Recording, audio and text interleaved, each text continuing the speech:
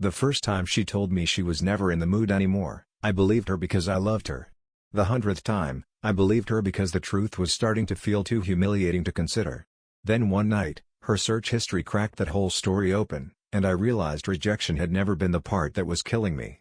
Her name was Melissa, and by the time all this started, we had been together a little over 4 years. We weren't married, but we had built the kind of life that makes people assume you're headed there. We shared an apartment, split bills, had grocery routines, favorite takeout spots, and that quiet couple rhythm where your lives start fitting together without much effort. I was 32, worked in logistics, and liked simple things staying simple. Melissa was 30, worked from home doing marketing for some skincare brand, and had this calm, polished way about her that made even stressful situations look manageable. For most of our relationship, things between us had felt easy. Not perfect. Just easy. We laughed a lot. We stayed up too late for no reason. We touched each other without thinking about it. Passing in the kitchen meant a hand on the lower back. Watching a movie meant her legs across mine. Going to bed meant feeling like I was climbing into the same life as someone who actually wanted me there. That part matters, because when things changed, they didn't change all at once. At first, it was just less. Less kissing. Less lingering. Less of that natural closeness you don't notice until it starts disappearing. She still hugged me, but more like habit than instinct. She still let me kiss her, but there was a difference between being allowed and being wanted, and after a while I could feel exactly which one it was. The bedroom changed too, just slowly enough for me to keep making excuses. She said she was tired. Then stressed. Then mentally overloaded. Then not feeling connected to her body lately. Every explanation sounded reasonable by itself. Work had been rough. Her sleep was off. She said her hormones might be weird. 1 month became 2. Then 3. I kept telling myself this was what being a good boyfriend looked like. Being patient. Not making her feel pressured.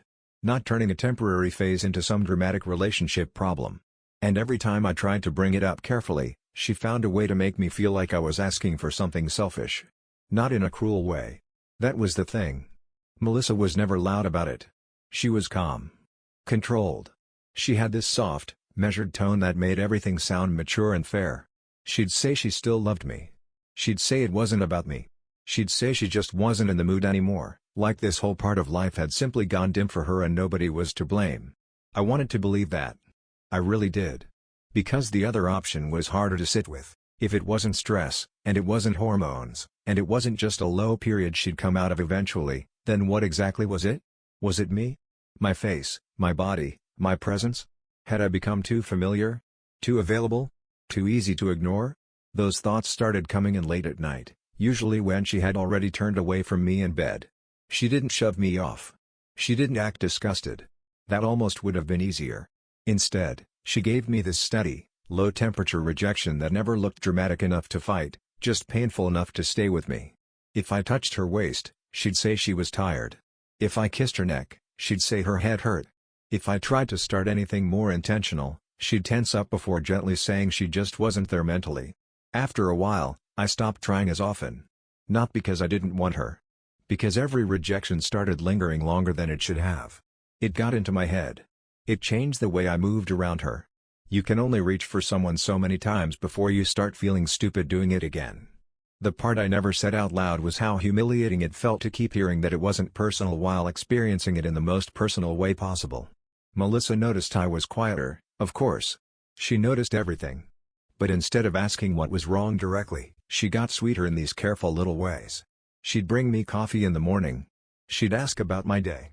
She'd curl up beside me on the couch just enough to maintain the appearance of closeness without actually letting it become anything more. It was like she wanted me emotionally settled, just not fully let in. That should have bothered me earlier than it did. Looking back, I think I was too busy trying to preserve my dignity. Around month 4 of this, I started seeing other changes that didn't fit the story she kept giving me. Small things at first. Nothing I could hold up and call proof. Just enough to make me uneasy.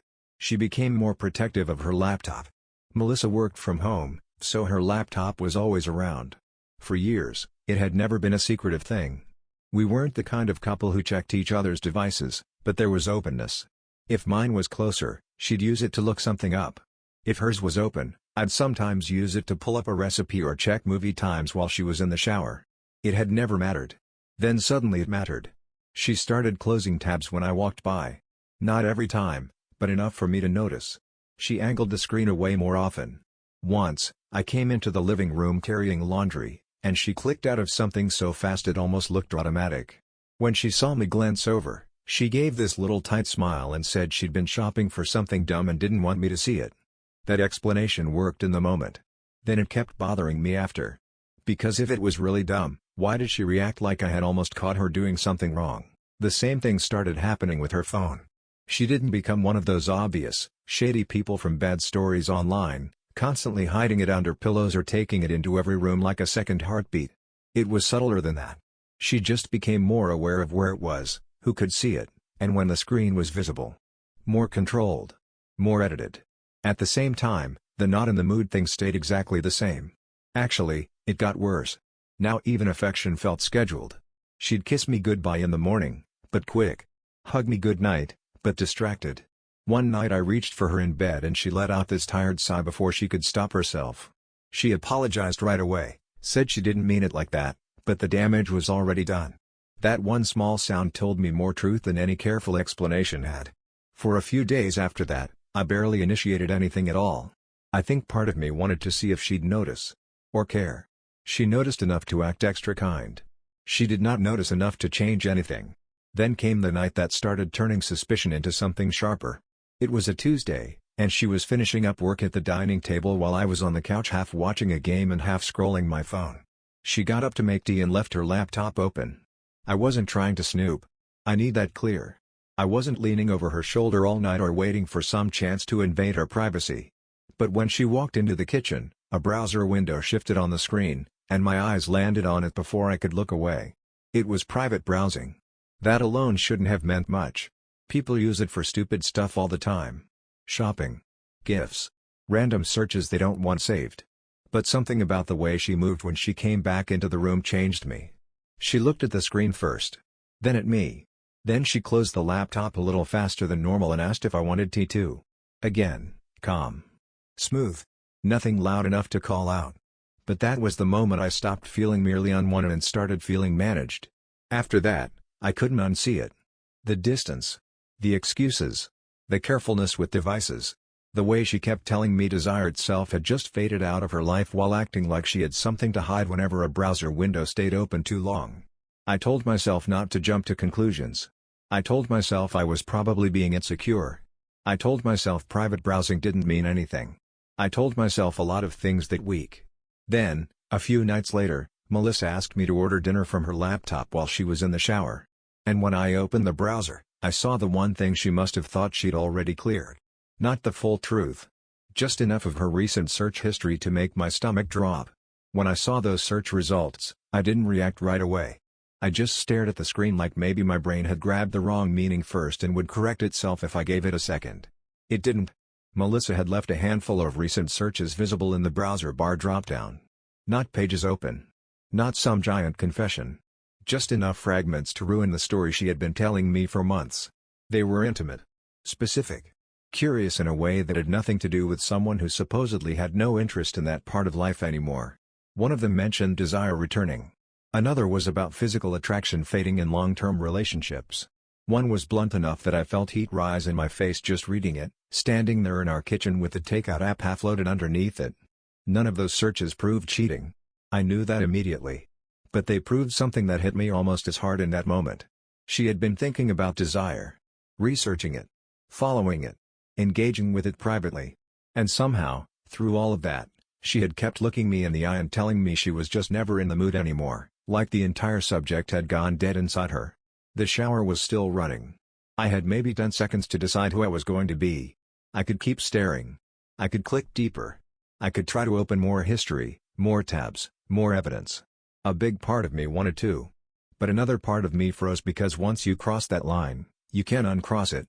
Whatever I found after that would change the relationship forever, even if the truth turned out smaller than my fear.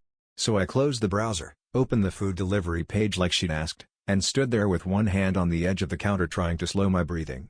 When she came back, hair damp and wearing one of my old t-shirts, she looked completely normal. That almost made it worse. She asked if I had ordered yet. I said I was just picking between two places. That was the first lie I told in this story, And it came way later than hers. At dinner, I watched her more closely than I ever had before. Not openly. Not enough for her to notice. But I paid attention to everything. Her face when I brought up anything even remotely physical or romantic in conversation. The way she touched me absent-mindedly, like a habit she no longer felt. The ease with which she slid through the evening, joking about some work drama, asking if I wanted to watch another episode of something, while I sat there feeling like I had accidentally stepped into the wrong life. I kept hearing her old words in my head. I'm just not in the mood anymore. It's not you. I don't really think about it much these days. That last one bothered me most now, because it was so obviously untrue. She had been thinking about it. Maybe not with me in mind, but definitely thinking about it. That changed the shape of my hurt. Before, rejection had felt heavy and sad. Like something was missing and nobody could help it. Now it felt pointed. Not because she had outright said she didn't want me, but because she had hidden the fact that desire itself was still alive enough in her to be private, searchable, and worth protecting. That night, I didn't try anything. I didn't bring it up either. I lay beside her in the dark and listened to her breathing even out while my mind started arranging every weird little thing from the past 4 months into a new pattern. The laptop. The fast close tabs. The private browser. The careful phone angle. The sigh when I touched her in bed. It no longer felt like I was living with someone who had lost interest in intimacy. It felt like I was living with someone who had redirected it somewhere I couldn't see. The next morning, I told myself to calm down. Search history can mean a lot of things. Curiosity. Frustration. Embarrassment. People look things up they never act on. She could have been trying to figure herself out. She could have been confused and ashamed and too closed off to talk to me honestly. None of that would feel good, but it would still be different from betrayal. That was the version I wanted to believe. Then the next few days made it harder. Melissa became even more guarded with her laptop after that night. I don't know if she sensed something had shifted in me, or if she just got sloppier once and corrected hard after. But now she closed it fully whenever she walked away. If she was browsing on the couch and I sat too close, she subtly turned the screen. Once, I came into the bedroom while she was on it, and she shut it so quickly she almost dropped it off her knees. She laughed it off and said she'd been looking at something embarrassing. The word embarrassing stuck with me. Because there are a lot of things people mean by that, and none of them sat well with me anymore. At the same time, nothing changed between us physically. If anything, she became even more unreachable. I kissed her one Friday night after we came back from dinner with friends, and for a second she kissed me back like old times. Then something in her seemed to switch off. She pulled away, smiled tiredly, and said she was exhausted and had too much on her mind. I said okay. But this time I wasn't hearing "I'm tired." I was hearing, "This energy exists. It's just not for you." That thought followed me everywhere after that. I started noticing how selective her body language had become. Around other people, she was warm. Animated. Quick to laugh. At home with me, she softened into distance.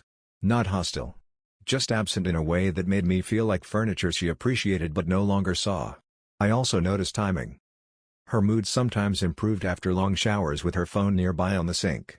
Her patience with me was lowest on nights when I tried to be close and highest after quiet stretches when I stayed in my lane. She didn't want intimacy, but she definitely wanted control over the subject of intimacy.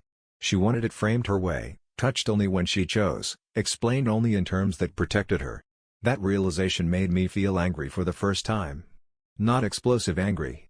Something colder. Because once I stopped seeing myself as the problem to solve, I started seeing how carefully I had been handled. She never said anything harsh enough for me to challenge. Never rejected me in a way that could be called cruel. She kept me just comfortable enough to stay patient while she kept a whole private side of herself hidden. A few days later, I got another piece of it by accident. We were in the living room. She was answering work emails on her phone while I was folding laundry. At one point she set the phone face up on the coffee table and got up to refill her water. A notification lit the screen. I wasn't trying to read it, but it flashed bright enough that I caught a few words before it disappeared. It was from a women's forum email subscription. The subject line said something about keeping desire alive when your relationship feels routine. I just stood there holding one of my t-shirts, staring at the blank screen after it went dark. Routine. That word did something ugly to me. Because for months, I had been killing my self-respect trying not to pressure a woman who kept insisting this had nothing to do with me. Meanwhile, somewhere privately, she had been reading and searching and thinking about desire in the exact context of relationships, attraction, and routine. So no, this wasn't some total shutdown. This wasn't desire disappearing from her life like she wanted me to believe. This was something far more painful. She was having a full private conversation about intimacy that I had been deliberately locked out of. That night, I almost confronted her. I almost asked the question sitting in my throat, if you're so disconnected from desire, why are you spending so much time secretly thinking about it? But I didn't. Because I still didn't know what I was dealing with. There's a big difference between hidden curiosity and hidden betrayal. Both hurt. Both involve dishonesty. But only one blows the relationship apart in a way that can't be walked back from. I needed to know which one this was before I opened that door. So instead of confronting her, I started paying closer attention. I noticed she took her laptop into the bedroom more often now. I noticed that when she worked late, the line between work and private browsing seemed thinner than before. I noticed she had started sleeping with her phone on her side of the bed, face down, screen muted. I noticed that whenever anything intimate came up in a show we were watching, she got weirdly still, like her body recognized the subject before her face could hide it. And then came the moment that ended whatever innocence I still had left about this being random. It was Sunday afternoon.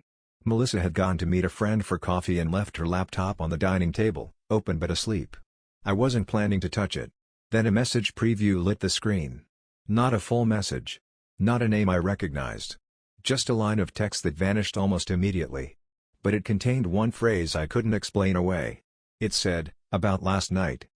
After I saw that message preview, I stopped telling myself this might just be private curiosity. About last night is not the kind of phrase your brain can gently file away and explain later. It arrives with its own gravity.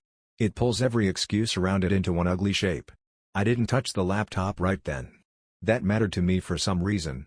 Maybe because I was still trying to hold on to the last version of myself that believed I could get through this without becoming someone I hated. Maybe because I knew that once I started digging on purpose, I was going to find something, and I wasn't sure I was ready for what that would do to me. So I just stood there at the dining table, staring at the dark screen after the preview vanished, feeling that cold, hollow sensation spread through my chest. About last night. Not work. Not a friend sending a meme. Not some article recommendation or boring subscription email. Something had happened last night. And whatever it was, Melissa was having a private conversation about it with someone whose name I hadn't even gotten to see. When she got home from coffee, I acted normal. That was the start of the investigation, really. Not the snooping. The acting. Because once you know you're being lied to, normal becomes a strategy. She came in carrying an iced drink and talking about how crowded the cafe had been. She kicked off her shoes, set her bag on the chair, and asked if I wanted to order lunch or just snack through the afternoon. Her tone was easy. Familiar. Calm in the exact way it had always been. And that calm started to feel less like personality and more like insulation. Like she had gotten used to moving through the apartment with secrets tucked neatly underneath ordinary conversations. I watched her while she talked. Not the words. The timing. The comfort. The total absence of guilt in her body. If she was nervous, she hid it well. If she thought I knew something, she gave no sign. That did more damage than panic would have. Panic I could understand. Panic would mean the truth still felt unstable to her. But this looked practiced. Managed. She moved through the day like someone living inside a version of reality she had already committed to. That night, she stayed up later than I did, supposedly finishing work. I went to bed and lay there in the dark, listening to the faint clicking of her keyboard from the dining area. Around midnight, the sound stopped. A few minutes later she slipped into bed beside me, careful and quiet. She smelled like lotion and peppermint tea. She turned away almost immediately. And all I could think was that there was no part of this relationship left untouched by performance. The next morning, I made a decision. I was going to stop waiting for the truth to accidentally reveal itself. Not because I wanted to play detective. Because she had already made honesty impossible. At that point, I wasn't choosing between trust and suspicion. I was choosing between ignorance and clarity. So I started paying attention with purpose. First, I focused on timing. Melissa had become predictable in ways she probably thought were subtle. Her guardedness spiked at certain hours. Late evenings. The window after dinner when we used to relax together. Weekend mornings when I was in another room or running errands. She was also more attached to her laptop on nights when she seemed emotionally distant from me in that especially flat way that always used to make me wonder if I had done something wrong. Now I wondered who she had talked to before that mood set in. I also noticed that her phone and laptop seemed connected to each other in a way that kept creating tiny accidental openings. Not enough to expose everything. Just enough to leave traces. A notification here. An email subject there. A synced login that shouldn't still have been active. Once I started seeing those traces, I couldn't stop. 2 days after the message preview, I got another one. Melissa was in the shower again. Her phone was on the bathroom counter, and her laptop was open on the dining table. I was in the kitchen making coffee when I heard the soft ping from the laptop. I didn't rush over. I didn't have to. The apartment was quiet enough that the sound itself felt like a hand pulling me across the room. This time the screen stayed awake long enough for me to see more. It was a message notification from a web-based platform, not regular text. No full thread visible. Just a small preview. The sender name was Ryan. And the message said, "I keep replaying it." That was it. No context. No explanation. Just 4 words that made my stomach drop hard enough that I had to grab the back of a chair. I keep replaying it. By then, 2 things were obvious. First, there was someone. Second, the someone was no longer abstract. It had a name now, even if I didn't know yet whether Ryan was the only name that mattered. I didn't click the notification. I wanted to so badly my hands actually shook. But I didn't. Because even in that moment, something in me said that if I rushed, I'd do it messy. I'd leave traces. I'd learn half of the story and confront her too soon. And Melissa had already proven she was good at staying calm inside half-truths. I needed more than a message preview. I needed the structure of what was happening. That week, I started asking small, harmless questions just to test her. Nothing confrontational. Just references to routine. To where she'd been. To how her day had gone. I asked whether she still talked to the friend she'd had coffee with Sunday. She said yes, casually, without even asking why. I asked how late she'd worked the night before. She gave me a vague answer that didn't really match the timeline in my head. I asked if she wanted to do something together Friday, and she said she might be mentally fried by then and just want a quiet night. A quiet night. That phrase hit differently now. Because quiet in our apartment had started meaning hidden, not peaceful. Friday came, and sure enough, she spent most of the evening with her laptop half-angled away from me, supposedly catching up on tasks. Around 10, she closed it, went to the bathroom, and came back in one of those soft oversized sleep shirts she wore when she wanted the night to end before it had begun. She kissed my cheek, said she was exhausted, and got into bed. About 20 minutes later, after she thought I was asleep, I saw the dim glow of her phone under the blanket. She wasn't scrolling mindlessly. I could tell by the rhythm. Pause. Type. Wait. Type again. That image stayed with me long after the screen went dark. The next break in the story came from something so small I almost missed it. Saturday afternoon, she asked me to print a document for her from her email because her laptop battery was low and she was rushing to get dressed for brunch. I said sure. My voice sounded normal. My chest didn't. She opened her email on the tablet we both used sometimes, pulled up the file, and handed it to me. I sent the document to print. That should have been the end of it. But when I went back to close the window, I saw a folder in her inbox sidebar I had never noticed before. Archived. Again, that by itself meant nothing. Lots of people archive emails. What mattered was that the top visible sender name under recent archived items, just for a second before the screen refreshed, was Ryan. I clicked before I could stop myself. It opened to a thread that wasn't explicit enough to be a confession, which somehow made it worse. The emails were short, careful, and written like 2 people trying to look innocent even inside their own words. References to grabbing drinks. To last week still being on my mind. To not doing this over work chat. To you looked incredible Thursday. Thursday. I knew that Thursday. It was one of the nights Melissa had told me she was too drained to do anything except sit on the couch and decompress. She had barely touched me when I put a blanket over her legs. She had gone to bed early with that same tired expression that had made me feel guilty for wanting closeness from my own girlfriend. And meanwhile, somewhere inside this hidden thread, another man was telling her she looked incredible Thursday. I backed out of the email so fast my pulse thudded in my ears. From the bedroom, I could hear her drawer opening and closing as she got ready. I printed the document, set the tablet down exactly where she'd left it, and stood there in the dining room trying not to let my face turn into something she'd notice immediately. Now I had more than suspicion. Not everything. Not the full timeline. Not a clean confession. But enough to understand the shape. Ryan was real. He was close enough to her life that they used email to avoid being obvious somewhere else. There had been a Thursday that mattered to both of them. There had been a last night. And Melissa had spent months telling me she was never in the mood while quietly feeding some part of herself I was apparently only meant to feel denied by. That afternoon at brunch, I barely heard anything she said. She talked about someone's engagement. About the restaurant being too loud. About whether we should visit my brother next month. I answered when I needed to. Nodded when I had to. All while watching her smile and sip her drink and move through the world like she hadn't been slowly dismantling me in private for months. The worst part wasn't even the possibility that she had cheated physically. It was the humiliation of realizing she had led me believe I was the issue. She had watched me become smaller around her. Quieter. More careful. Less confident. She had seen the confusion every time I reached for her and got some tired, gentle rejection in return. And all that time, instead of telling me the truth or ending things cleanly, she had been building another lane for herself where desire clearly still existed. Just not with me. That night, I finally did what I had been avoiding. I waited until she fell asleep. Then I took the tablet into the living room, opened the email again, and searched Ryan's name. There weren't dozens of messages.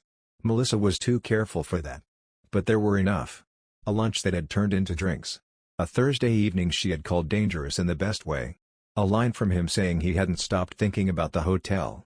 I read that line 3 times. The hotel. That was the first moment the room seemed to tilt a little. Because until then, some broken part of me had still been clinging to the idea that this might be flirtation, fantasy, emotional cheating at worst. Ugly, yes. Still maybe survivable in some warped form. But the hotel pulled the truth out of the shadows and pinned it there. My hands were cold. My heart was pounding so hard it actually hurt. And then I saw the message underneath it. Her reply. Short. Careful. Enough. She wrote that she knew they had to be smarter. That was the moment I stopped investigating to find out whether I was being betrayed. And started investigating to understand how long I had been living with it. I didn't sleep after that. I sat in the living room with the tablet in my hands and read the same few lines over and over until the words started losing shape. The hotel. Dangerous in the best way. We have to be smarter. That last one stayed with me most. Not because it was the cruelest sentence. Because it was the clearest. It told me this wasn't confusion. It wasn't a one-time slip wrapped in guilt and panic. It wasn't some lonely, blurry emotional thing she didn't know how to stop. Melissa knew exactly what this was. She knew it had crossed lines. She knew it had to be hidden. And instead of ending it, she was thinking about how to protect it better. While I was in the next room. While I was still trying to be patient with a woman who kept telling me she just wasn't in the mood anymore.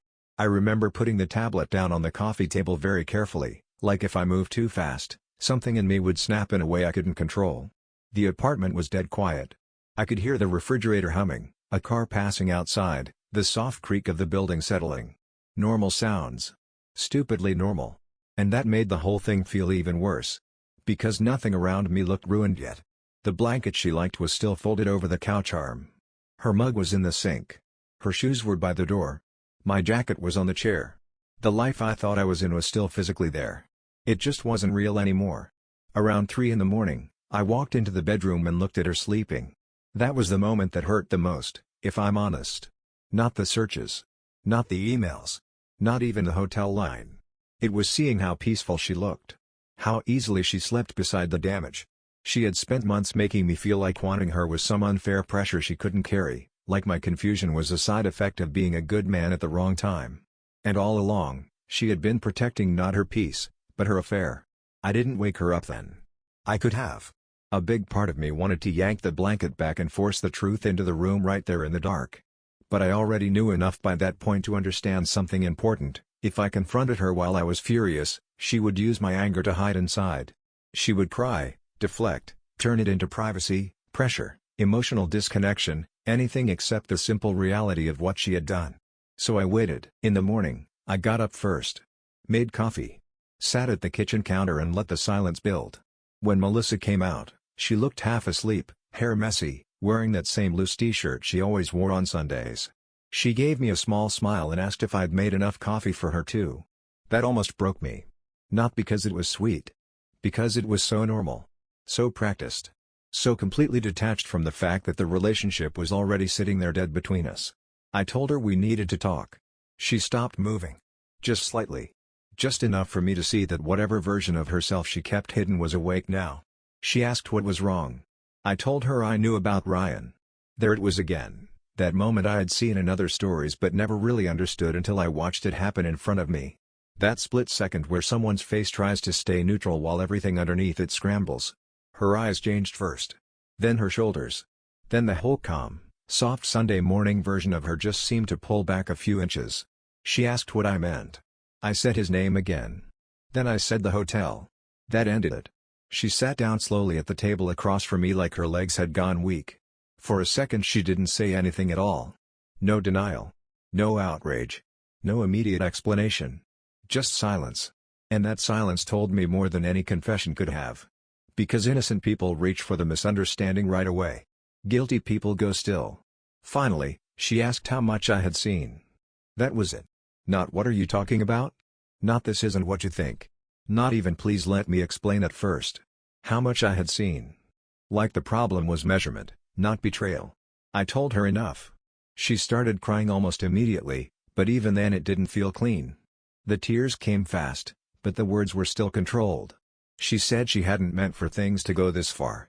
She said she had been feeling disconnected for a long time. Said she didn't know how to talk to me about it because every conversation about intimacy made her feel pressured and broken. Said Ryan had started as someone easy to talk to. Said it wasn't supposed to become physical. Wasn't supposed to. Another phrase I'll probably never hear the same way again. I let her talk for a while because I wanted to hear if the truth would ever come out on its own. It didn't.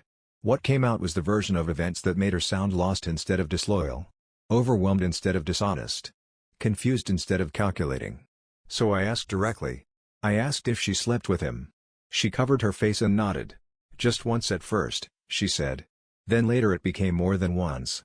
Then it turned into some messy half-timeline where the details changed depending on how much shame was in the room at any given second. Drinks after work. Lunch that ran late. A hotel once, then again. Messages in between. All while she kept telling me she wasn't in the mood anymore. I thought hearing the full truth would make me angrier. It didn't. It made me colder. Because by then, the cheating itself almost wasn't the center of it anymore. The center was what she had done to my head while doing it. She had let me carry the full weight of rejection and self-doubt while knowing the real story. She had watched me shrink around her. Watched me become careful. Watched me stop reaching for her. And instead of telling me the truth, she kept handing me these gentle little explanations designed to make me blame timing, stress, hormones, routine, anything except her choices. So I asked her the one thing I actually needed answered. I asked why she kept pretending she had no desire at all. That question hit her harder than the rest. She looked at me, really looked at me, and for the first time all morning, she didn't seem to have a prepared answer. Then she said something I don't think I'll ever fully forget. She said it was easier than saying she didn't want that version of things with me anymore. That was the cleanest truth I got from her. Brutal. Late. But clean. Not that she had lost desire. That she had lost it for us. And instead of facing that honestly, she had built a private life where it could still exist somewhere else. I wish I could say I stayed calm and dignified through all of it. Mostly I did. But there was one moment where I actually laughed, and it sounded ugly even to me. Because suddenly all those careful speeches she'd given me about stress and being disconnected from her body and just not feeling that part of life anymore collapsed into what they really were. Cover. Not confusion. Not healing. Cover. I told her we were done. She cried harder then. Said she still loved me. Said she had never meant to destroy what we had. Said she had been unhappy and selfish and ashamed. Said Ryan didn't mean what our relationship had meant. That one almost made me get up and leave the room. Because people always want to grade their betrayal in a way that protects the memory of themselves. I told her none of that changed what she did. Then I told her to pack a bag. She stared at me like she still believed there might be a version of this where I would calm down, where we'd spend a week talking in circles and somehow turn her affair into a complicated conversation about needs and growth and emotional neglect. But there wasn't. She had already spent months choosing. I was just the last person to be told. So she packed. That part was worse than I expected. Not dramatic. Just miserable. The quiet zip of a bag. Drawers opening and closing. Hangers sliding. The sound of someone dismantling a shared life in small practical motions. She tried a few more times while packing. Said we should go to counseling. Said maybe time apart would help us think. Said she knew she had lied, but maybe some part of this had been about how far apart we'd drifted. I told her drifting and deception were not the same thing. That shut the room down. When she left, She stood by the door for a second with her bag in one hand and her face swollen from crying. I think she wanted me to stop her. Or forgive her a little. Or just give her something softer to carry out than silence. I didn't. After the door closed, the apartment felt huge. Not empty right away. Just exposed. Like all the soft things between us had been stripped out and only the structure was left. I walked into the bedroom and saw the dent in her pillow. I saw her moisturizer on the nightstand, her charger still plugged in, a sweater draped over the chair. Everything looked temporary now, even the things that were still physically there. The next week was mostly logistics. Texts about her stuff. Her keys. When she could come by. She sent longer messages a few times too. Apologies. Explanations. One message said she knew she had damaged me in ways she didn't fully understand until now. That was probably the most honest thing she said after the fact. I kept my replies short. Not to punish her. Because there was nothing left to discuss. Eventually she came by while I was home to pick up the rest of her things. That was the last time I saw her in person. She looked tired. Smaller somehow. Less polished. She asked if there was any chance, even eventually, that we could talk about trying again. I told her no. And I meant it so fully that even she seemed to hear it. Later, I heard through a mutual friend that she and Ryan didn't last very long. That information landed with less satisfaction than I thought it would. By then, I didn't care whether he turned out to be worth it. That was never really the point. The point was that she chose dishonesty over respect for so long that by the time the truth arrived, there was nothing left to save. That's the part I carried with me. Not just that she cheated. That she made me feel undesirable while secretly proving desire was never gone at all. Rejection hurts. Of course it does. But rejection mixed with deception does something worse. It makes you question your own reality. It makes you relive every quiet moment and realize someone else was controlling the meaning while you were just trying to survive it with dignity. For a long time, I thought the most painful line in this story was the hotel. It wasn't. It was what she said at the kitchen table after everything was already dead. It was easier than saying she didn't want that version of things with me anymore. That was the truth she should have told before she let me spend months blaming stress, timing, hormones, and myself. And that's what finally changed something in me. Now, when someone's words and energy stop matching, I don't argue with my gut the way I used to. I don't keep calling it patience when it's really just fear of seeing what's already there. Because sometimes the search history is not the betrayal. It's just the first honest thing you find.